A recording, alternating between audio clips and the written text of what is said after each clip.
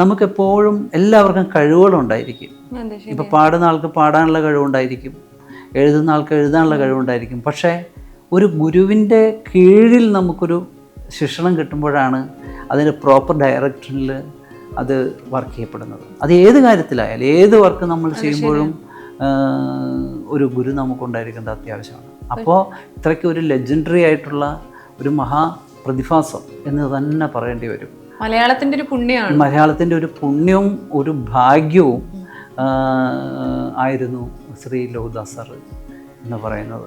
എങ്ങനെയാണ് ലോഹിത് സാറ് അതിലേക്ക് വിളിക്കുന്നത്? എങ്ങനെയാണ്? ഞാൻ ആദ്യമേ തന്നെ പറഞ്ഞല്ലോ, ഞാനൊരു ഹണ്ടറാണ്. പലർക്കും ഒരു ധാരണയുണ്ട് ബിനോയ്ക്ക് ചക്രത്തിൽ വേഷം കിട്ടിയത് പെട്ടെന്ന് കിട്ടിയതാണ്. അതൊന്നുമല്ല.